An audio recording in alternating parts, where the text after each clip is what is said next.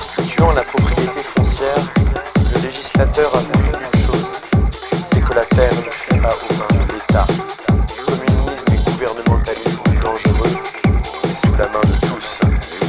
La tendance est en conséquence, on ne sait comment dire, à l'équilibre des propriétés et ultérieurement à celui des conditions et fortunes. C'est ainsi que par les règles de l'association industrielle, tôt ou tard, à l'aide d'une législation meilleure, comprendra de vastes corps d'industrie. Chaque travailleur a la main sur une portion du capital. C'est ainsi que par la loi de diffusion du travail et la répercussion de l'impôt, tout le monde doit payer sa part, à peu près égale des charges publiques.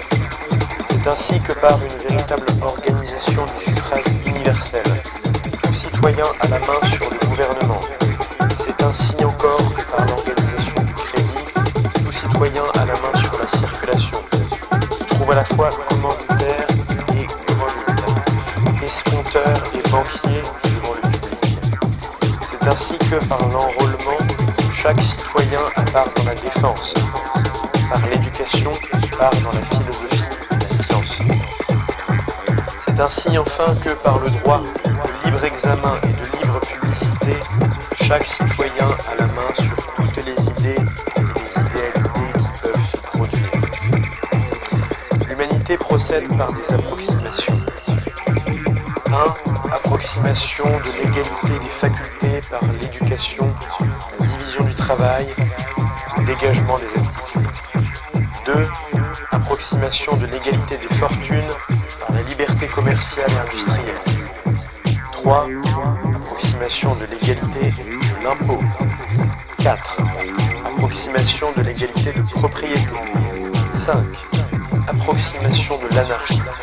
6. Approximation de la non-religion et non-mysticisme. 7. Progrès indéfini dans la science, le droit, la liberté, l'honneur et la justice. C'est une preuve que la fatalité ne gouverne pas la société, que la géométrie et les proportions arithmétiques ne régissent pas ses mouvements, comme la minéralogie et la chimie. Il y a là une vie, une âme, une liberté qui échappe aux mesures précises, fixes, gouvernant la matière. Le matérialisme, ce qui touche la société, est absurde. Ainsi, sur cette grande question, notre critique au fond reste la même. Nos conclusions sont toujours les mêmes. Nous voulons l'égalité de plus en plus approximée des conditions et des fortunes, comme nous voulons l'égalisation de plus en plus approximée des charges.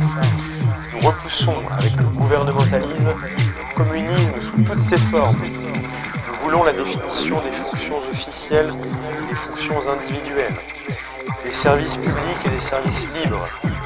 Il n'y a qu'une chose nouvelle pour nous dans notre thèse, c'est que cette même propriété, dont le principe contradictoire et injurieux soulevait notre approbation, nous l'acceptons aujourd'hui tout entière, avec sa réserve également contradictoire. Dominium est ius utendi et abutendi re sua, quatenus iuris ratio atitur. Nous avons compris enfin que cette opposition de deux absolus, dont un seul serait irrémissiblement condamnable, tous deux ensemble devraient être rejetés s'ils marchaient séparément. Cette opposition est le fondement même de l'économie sociale et du droit public. Sauf à nous à la gouverner et à la faire agir selon les lois de la logique.